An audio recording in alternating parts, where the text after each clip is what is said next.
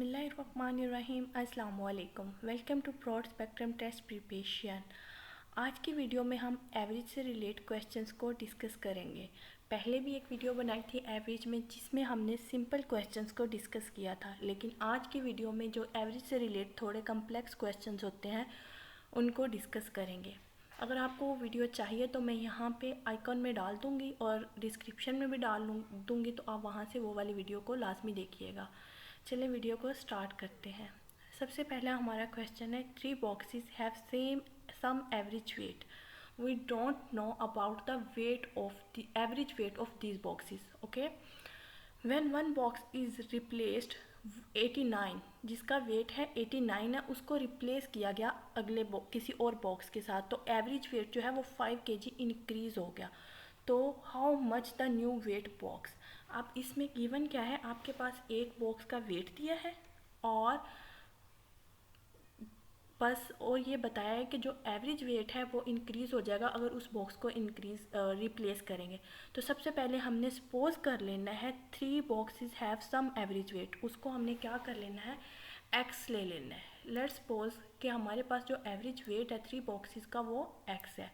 सो हमने नाम देने हैं बॉक्सेस को, यानी x1, x2, x3। First box x1, second x2 and third box is x3। अब पहली कंडीशन उन्होंने कहा है कि 3 बॉक्सेस हैं, उनका एवरेज वेट जो है वो x है। तो हमने फर्स्ट कंडीशन के मुताबिक ये वाली इक्वेशन बना ली, x आ गया। अब 3 पे डिवाइड इसलिए किया है क्योंकि हमें पता है कि एवरेज किसी भी नंबर की वो बराबर होती है the sum of that number divided by the number, total number, जो हमारे पास जितनी भी क्वांटिटीज़ हैं उनका वो कितनी है उन पे डिवाइड कर देंगे।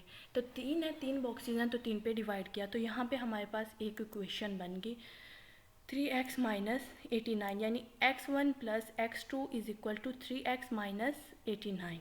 ओके, अब नेक्स्ट हमारे पास कंडीशन है, अगर इन तीनों को ऐड किया जाए तो उनका इंक्रीज कर जाता है वेट जो है वो x प्लस 5 बन जाता है, यानी एवरेज वेट जो है वो 5 से इंक्रीज कर जाता है। तो आपने ये सेकंड इक्वेशन बना ली। अब एज यू नो, आपने x1 प्लस x2 की वैल्यू को यहाँ पे फाइंड किया हुआ है, पहले डिटरमिन किया हुआ है, तो वो x1 प्लस x2 की वैल्यू यहाँ पे इस इक्वेशन में लगा देंगे, तो यहाँ से आपके पास x3 का वेट आ जाएगा जो कि हमारे पास है 104।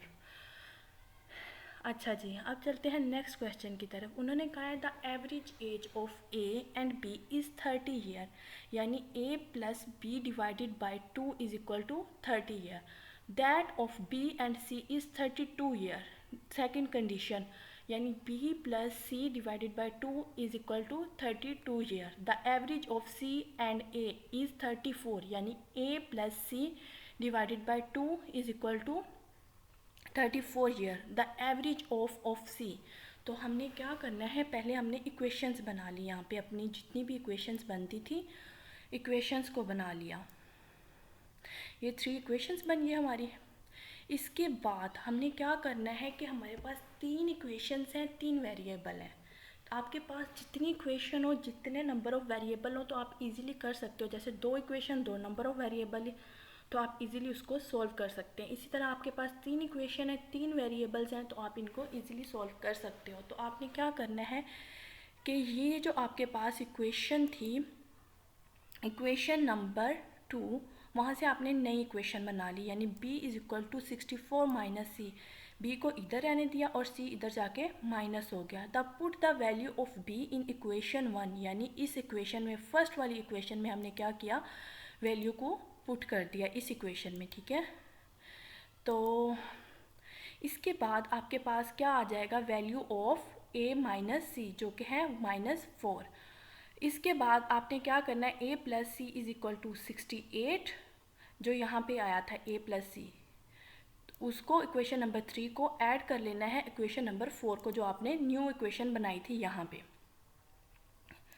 तो यहाँ पे आपने इन दोनों को कर दिया ऐड। अब ऐड किया तो आपके पास c की वैल्यू आ गई, जो कि है 36। सिमिलरली हम यहाँ पे किसकी c की वैल्यू हमने फाइंड कर ली है ना, इसी तरह आप a की भी कर सकते हो, यानी a b plus c is equal to 64, तो सी की जगह आप 36 लगा के आपके पास बी की वैल्यू आ जाएगी। इसी तरह आप a plus b is equal to 60, b की वैल्यू लगा के आपके पास a की वैल्यू आ जाएगी। आप सबकी वैल्यूज़ यूँ ही फाइंड कर सकते हैं। चलें जी नेक्स्ट क्वेश्चन की तरफ। The average of 5 quantities is 6। 5 quantities को जमा करें तो हमारे पास उसकी एवरेज क्या आती है, 6 आती है। The average of 3 of them is 4, यानी 3 की जो हमारे पास एवरेज है वो है 4। What is the average of remaining 2? Simple 5 quantities हैं, हमने लेट्स सपोज कर लिया 5 क्वांटिटीज़ हमारे पास है A B C D and E. जब उनका एवरेज लिया वो आपके पास आ गया 6 के बराबर। अब उनमें से 3 का जो एवरेज है यानी ए प्लस बी प्लस सी का एवरेज आपके पास कितना है, 4 है। तो यानी ए प्लस बी प्लस सी आपके पास इन एक्चुअल 12 के इक्वल है। तो आपने वहाँ पे इसकी वैल्यू पुट कर देनी है 3 की जगह। तो यहाँ से आपके पास b प्लस ई आ जाएगा जो कि 18 है, लेकिन यहाँ पे उन्होंने मांगा है एवरेज बतानी है। तो एवरेज के लिए आप क्या करोगे, 2 पे डिवाइड कर दोगे तो आपके पास रिमेनिंग 2 की वैल्यू आ जाएगी। ओके जी, let's go for next question. आगे है a batsman makes a score of 87 runs in the 7th inning, यानी 17वीं जो इनिंग है उसमें 87 रन्स बनाता है एंड दस इंक्रीज हिज एवरेज बाय 3। उसकी जो ऑलरेडी एग्जिस्ट करती है यानी 16 तक जो उसकी एवरेज एग्जिस्ट करती है वो कोई भी क्वांटिटी x है, उसमें उसने क्या किया कि उसकी एवरेज इंक्रीज़ हो गई है 3 से। तो यानी 17 इनिंग्स में 87 रन्स बना के। तो आपने कहा है फाइंड इज़ एवरेज ऑफ, मतलब टोटल 17 इनिंग्स की जितनी भी एवरेज बनती है तो वो करनी है। सबसे पहले आपने क्या करना है, द एवरेज ऑफ 17 मैच, सिर्फ जो 17 मैच है ना उसकी एवरेज आपको मालूम तो नहीं है, आपने क्या करना है उसको x कर लेना है। जो हमने बेसिक हमारा गोल है उसको फाइंड करना, उसको x कर लिया। अब आपने क्या किया कि यहाँ पे उन्होंने कहा है कि 16 तक जो थी ना वो एक क्वांटिटी थी उससे 3 इंक्रीज़ हुई है। जब हमने कहा 17x है तो 16 कितनी होगी, x माइनस 3। तो ये ऑटोमेटिकली आ जाएगा x माइनस 3, यानी 16 इनिंग तक इसकी ये एवरेज थी। अब आपने क्या किया कि 16 इनिंग्स में जो इसकी एवरेज थी प्लस 87 प्लस कर दिया तो ये 17x बन गया, न्यू जो एवरेज आ गई है। तो उसमें क्या हुआ, ये आपके पास इक्वेशन बन गई, यहाँ से आपके पास x आ गया इसका आंसर, यानी x आपके पास थी 17 इनिंग्स की एवरेज। असल में क्वेश्चन ये था कि जो आपके पास 17 इनिंग्स की एवरेज है वो बराबर है 16 इनिंग की एवरेज प्लस 87। तो सिंपल सा तरीका है, ये आपने हल कर लिया। अब उन्होंने कहा अरिथमेटिक मीन ऑफ, तो इसका अरिथमेटिक मीन आपको फार्मूला पता है, sum of all term over number of terms. तो जब आपने इसको किया सम ऑफ आल टर्म्स कर लिया और नंबर ऑफ टर्म्स पे डिवाइड किया तो ये आपके पास आ गया answer. Next one, find the average of all number between 6 and 34 which are divisible. First of all, you should have to find the number which are divisible by 5 in between 6 and 34. That numbers are 5, 10, 15, 20, 25, 30. तो अब ये number कितने बने, 5। तो you should have to divide these number by 5. तो इसको आपने क्या किया, 5 से डिवाइड कर दिया, तो ये आपके पास आ गया आंसर। अच्छा जी, इसी तरह 3 से भी आ सकता है। तो आपने 3 से का टेबल पढ़ना है, 3, 3, 9, 12 इस तरह करके, और फिर नंबर काउंट कर लेने हैं और उन पे डिवाइड कर देना है। Okay, the average of 10 positive number is x। 10 positive number है उनका, if each number is increased by 10%।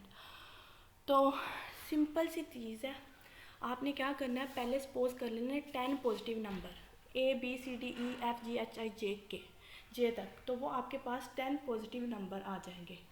इसके बाद आपको क्या कहा गया है कि every number is increased by 10%।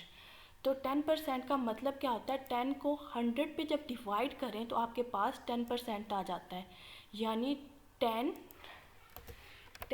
Divided percentage का मतलब डिवीजन होता है ना, तो 10 डिवाइडेड बाय 100 जो कि आपके पास आता है 0.1। तो आपने क्या किया, 0.1a plus 0.1b plus 0.1c and so on आपके पास आ गया 0। तो वो आपके पास आपने इसको मालूम करना है, यानी आपके पास फाइंडिंग है आपकी। तो हमने क्या, sum of one number is equal to 1, so average is equal to 10%, यानी इसको 10 पे करेंगे तो यहाँ पे x है तो वो उधर जाके डिवाइड हो जाएगा, तो इन सबको जब प्लस करके उस पर डिवाइड करेंगे तो आपके पास 1 आ जाएगा। तो आपके पास वो किसके बराबर है, 10% के, यानी 1 है ना, तो 1 की जब परसेंटेज मालूम करेंगे तो वो आपके पास 10% आ जाएगी। Okay, next one. There are two sections A and B of a class consisting of 36 and 44 students respectively. If the average weight of section A is 40 and that the section B is 35, find the average weight. Simple सी बात है, 40 plus 35 divided by 2, क्योंकि हमने क्या किया है कि इन दोनों का एवरेज, दो सेशन है ना, तो इन दोनों का एवरेज मालूम करना है। तो इन दोनों के वेट को जब आपने 2 पे डिवाइड किया है, क्योंकि पहले ही एवरेज दिया है तो उसकी भी एवरेज करना है, तो आपने उनको क्या कर लेना है, सिंपली डिवाइड कर देना है, आपके पास आंसर आ जाएगा। बाज़ दफ़ा ऐसे होता है स्टेटमेंट्स बहुत ज़्यादा लेंथी दी होती हैं और उनका आंसर छोटा सा होता है। ओके जी, एंड अच्छा, रिया obtained 65, 67, 78, 80 out of 100 in different subject, what will be the average. तो यहाँ पे जो 100 दिया है ना, ये जस्ट कंफ्यूज करने के लिए दिया है, इसका कोई मतलब नहीं है एवरेज के साथ। आपने क्या करना है, इन सबको प्लस कर लेना है और सब्जेक्ट काउंट कर लेना है 5 और उस पर डिवाइड कर देना। आगे है find the average of a and b if the given values is. तो आपके पास 16a 16b, यानी 16a है और 16b है, टोटल मिलके कितनी बन गई 32, और उनको प्लस करने से 48 आया, तो आपने 48 डिवाइडेड बाय 32 आ गया, ये आपके पास आंसर आ गया। अब इसकी एवरेज फाइंड करनी है तो वो सिंपल सी बात है, आपने डिवाइड कर दिया। ओके, नेक्स्ट क्वेश्चन थोड़ा लेंथी है। उन्होंने कहा है at 3 AM the average temperature was 30 degree below zero, but below zero का मतलब क्या है कि टेम्परेचर माइनस में है, प्लस में नहीं है। बिलो ज़ीरो हम जाएंगे तो माइनस में स्टार्ट हो जाएंगे, अबव ज़ीरो जाएंगे तो प्लस में स्टार्ट हो जाएंगे। But the by noon it has risen to 32 degree. अब ये पॉजिटिव है, यहाँ पे नेगेटिव है, बिलो ज़ीरो यानी -13, और यहाँ पे 32 है तो यानी +32। Okay, the average Holi temperature increase was, तो 3 से लेकर नून 12 को होती है ना दोपहर, तो आपने 3 से लेकर पहले 12 तक घंटे काउंट करने हैं, तो कितने घंटे बनते हैं, वो 9 और बनते हैं। सही है, तो आपके पास पहले 3 बजे टेम्परेचर -13 डिग्री था, टेम्परेचर एज 12 PM वो आपके पास 32 डिग्री आ गया।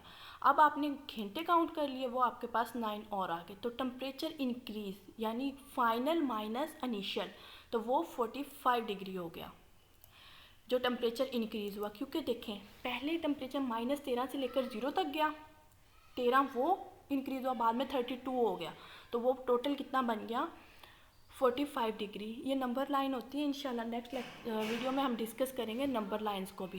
सही है, so the temperature increase 45 degree in 9 और, तो आपने क्या करना है, सिंपल सी बात है, आपने इंक्रीज इन टेम्परेचर 9 और में मालूम करना है, तो आपने इसको डिवाइड कर देना, तो वो आपके पास आंसर आ जाएगा 5। जी, आपका ये क्वेश्चन हो गया सॉल्व। ओके, आज की हमारी वीडियो यहीं तक थी, वीडियो को ख़त्म करते हैं। अल्लाह हाफिज़। इंशाल्लाह नेक्स्ट वीडियो में नंबर लाइंस को हम डिस्कस करेंगे कि नंबर लाइन से हम किस तरह डाटा को लेते हैं, किस तरह हम नंबर लाइन जो फिगर्स होते हैं फैक्ट्स को रिप्रेजेंट करती है। तब तक के लिए फ़ी ईमान अल्लाह। अल्लाह हाफिज़।